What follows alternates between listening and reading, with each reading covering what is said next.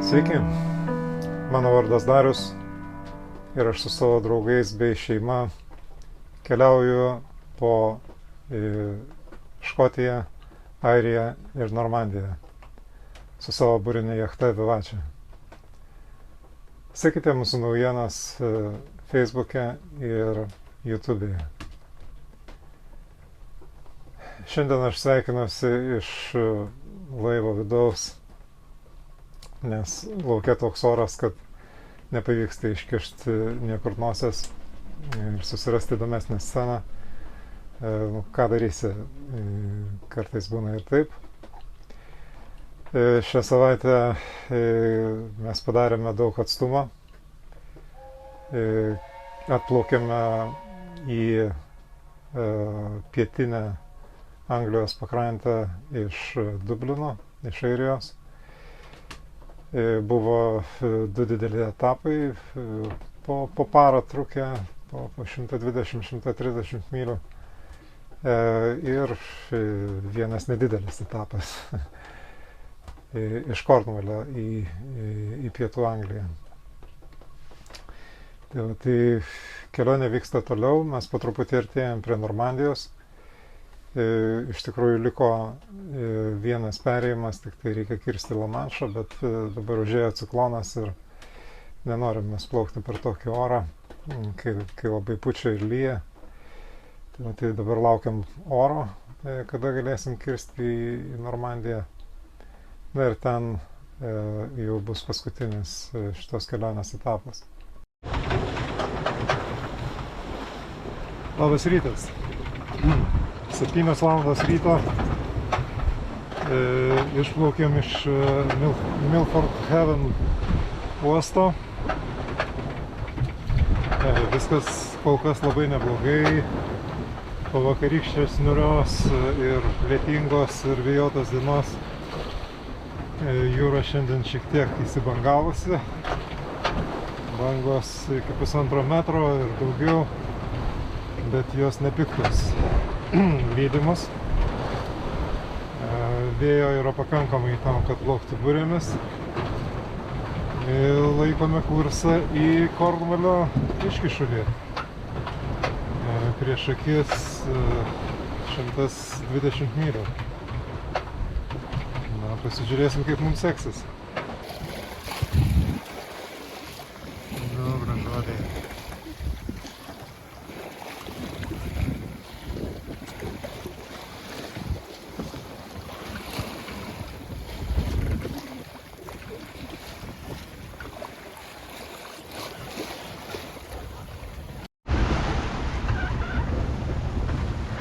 Kaip sausainis?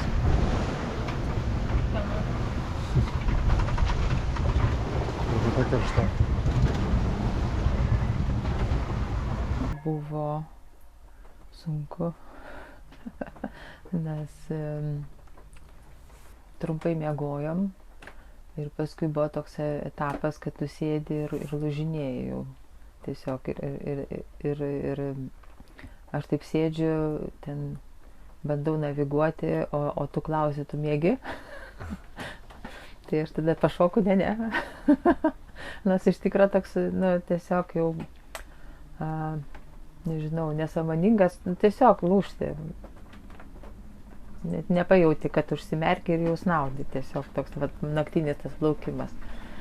Bet šiaip tai smagu, kaip ten smagu. Įdomu buvo įplaukti į tą uostą, kur labai daug navigacijos buvo ir daug didelių laivų plaukia ir šitą, buvo ką veikti tenai. Žiburėlius skaičiuoti ir žiūrėti, ar tas žiburėlis, ar ne tas žiburėlis, ar čia mūsų, ar ne mūsų žiburėlis. Daug video medžiagos iš plaukimų neturim, nes buvo tokios gana atšiaurios sąlygos, nesinorėjo filmuoti, visą laiką reikėjo galvoti apie navigaciją ir į Velsą pasiekėm naktį su visais ten esančiais navigaciniais iššūkiais. Tai buvo šiek tiek darbo ir iš dalies tai buvo įdomu įplaukti į Milfordo uostą nakties metu. Bet aišku, nerekomenduočiau to daryti, nes ten daug visko vyksta vienu metu ir daug reikia informacijos surinkti iš aplinkos, daug tos informacijos suvirškinti ir prainterpretuoti. Va, aišku, Britai nėra kažkokie tai žvėrys, jie ir mažus laivus mato ir reaguoja į juos, ir jeigu kažkur žioplinėjai, tai jie yra pasiruošę pradėti nuo mandagaus pokalbio ir prašymo pasitraukti arba kažką padaryti, bet šito mums neprireikė, negavom nei vienos pastabos, negavom nei vieno švilpuko ar kažkokio tai kito nepasitenkinimo gesto. Viskas vyko sklandžiai. Labas rytas. Sveiki atvykę į Kornvalį. Vakar mes sustojame šitoje marinoje. Šiandien ryte, 5:30. Sustojom ant inkaro, pamiegojom ir dabar ruošiamės judėti toliau. Vakar dienos perėjimas buvo nesunkus, sakykim taip, bet ilgas. Ir jautėmės jau gale pakankamai pavargę, reikėjo sustoti pailsėti. Na, šiandien čia yra šiek tiek per daug vėjo, neramu stovėti ant inkaro, tai plauksim kažkur, kur yra labiau apsaugota. Na ir, aišku, rimtukai. San Mišelio kalnas už manęs. Gerai, jo ten nesimato, bet jis yra. O ten.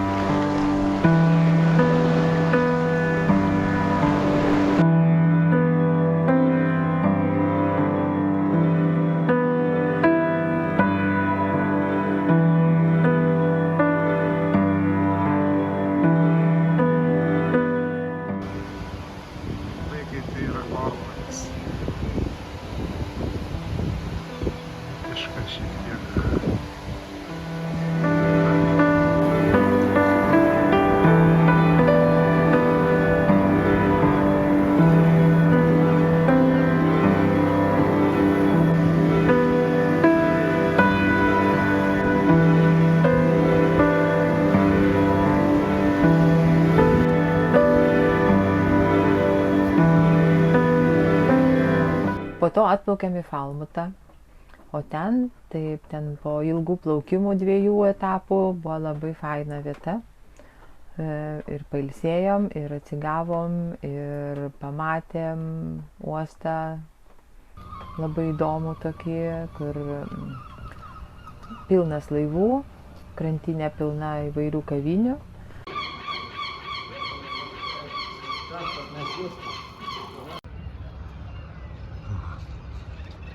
Atoslūgio vidurys ir jau laiveliai sausumoje atsiduria.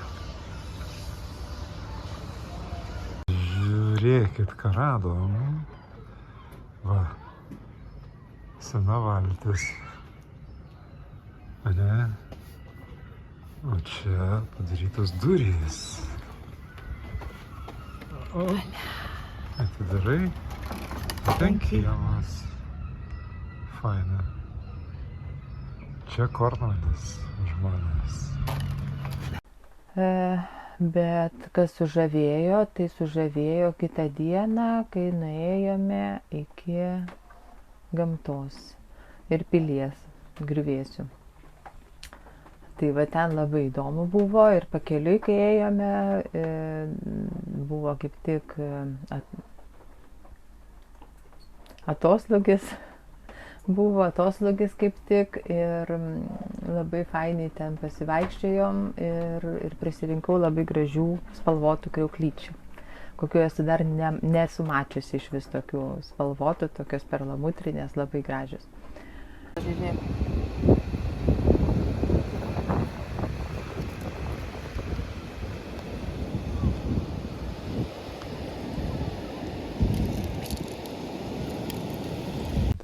Kornvalis jau yra piečiausias, labiausiai pietvakarius nutolęs Anglijos, Didžiosios Britanijos, atsiprašau, iškyšulys. Na ir tiesa, ar žinote, kad Kornvalis formaliai Jungtiniai karalystiai nepriklauso? Tai yra savarankiška, autonomiška grafystė, kurioje, aišku, galioja taisyklės ir įstatymai, kurie galioja ir visoje Didžiojoje Britanijoje. Bet tiesiog įdomu, kad formaliaja prasme Kornvalis yra kaip ir atskira respublika, atskira monarchija.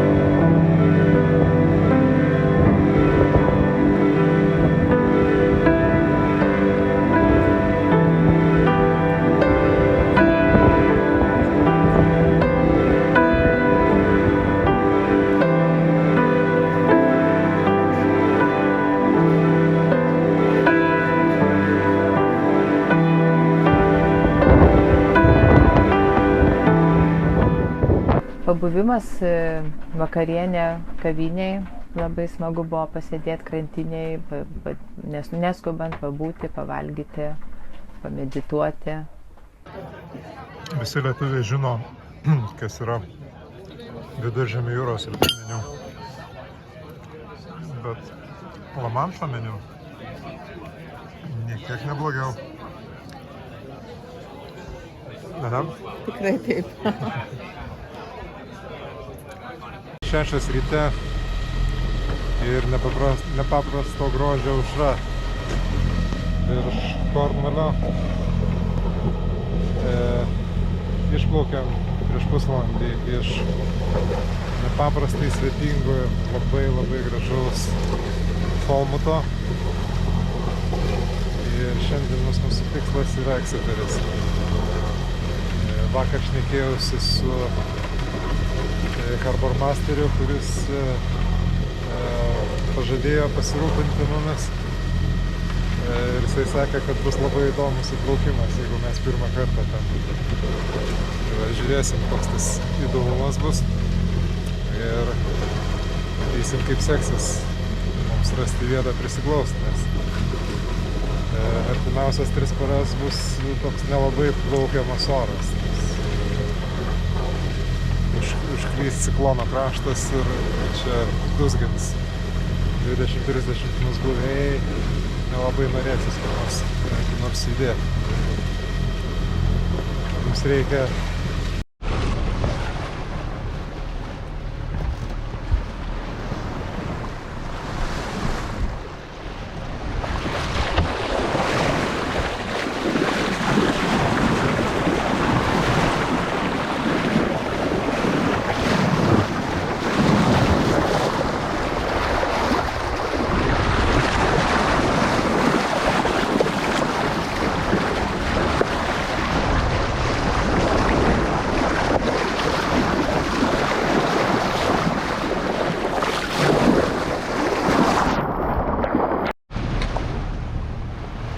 artėjant prie šios dienos tikslo.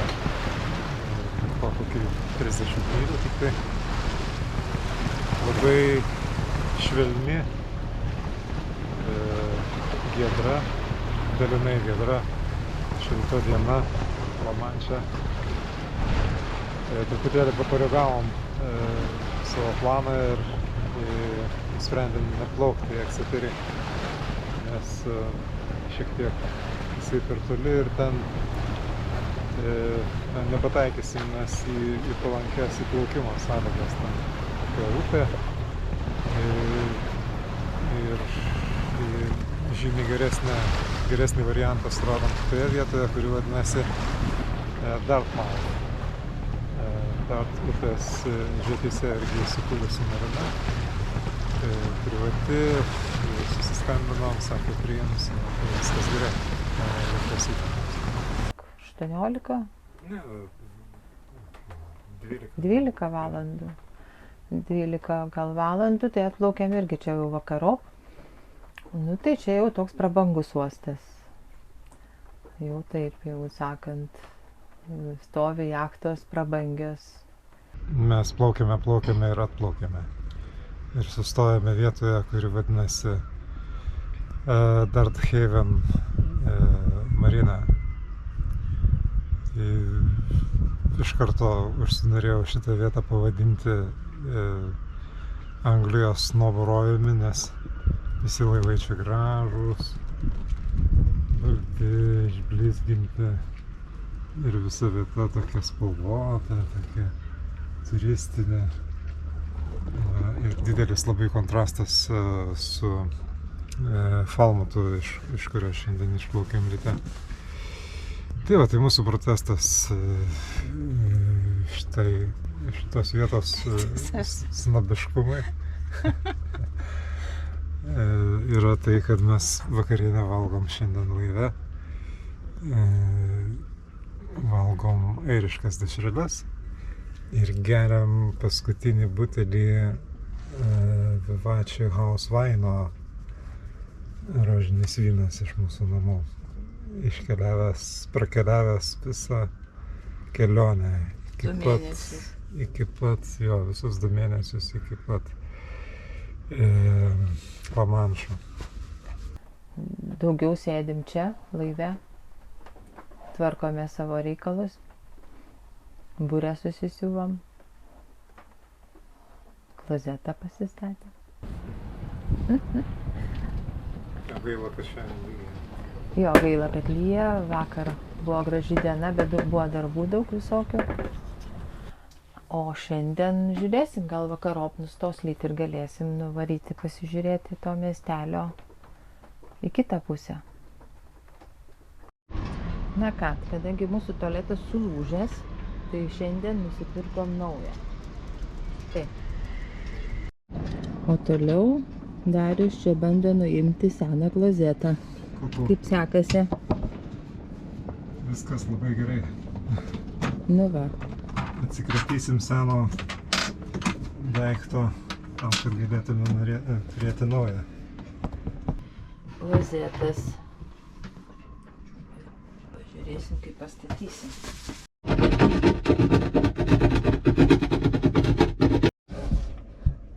Svarbiausias yra elementas tas, kurio niekaip negali kitaip pamatyti, kaip tik tai su kamera. Tiesos akimirka numeris 1. Atsukam sykoką. Taip, tiesos akimirka numeris 2. Atsukam kitą jūros vandens sklendę. 10 minučių bandymų ir visur sausa. Niekur nėra nei lašelio. Akimirka, tiesos akimirka numeris 3. Atidarom tuliuko sklendę. Taip. Atrakinam pompą.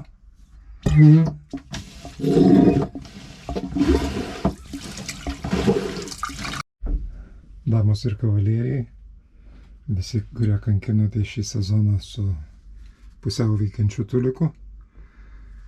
Visus kviečiu apsilankyti šitoje mieloje patalpoje kitą sezoną ir išbandyti naują tuliką. Rytoj planuojam, kaip jau sakiau, kirsti į kitą Lamanšo pusę. Per kol kas iki galo neapsisprendžiau, ar tai bus Guernsey sala, kuri yra šiek tiek arčiau, ar tai bus kažkoks tai uostelis jau Normandijos pusiasalyje. Guernsey sala yra dar Didžioji Britanija, o už 25 mylių į rytus esantis Normandijos pusiasalis jau yra Prancūzija.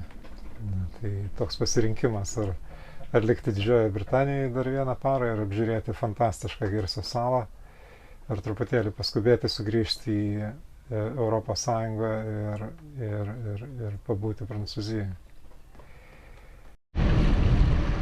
Plaukiam prisipilti kuro. Štai šitas laivas, jo kuro kolonėlė. Nu va, prisipylėm. Dabar Darius moka kurą.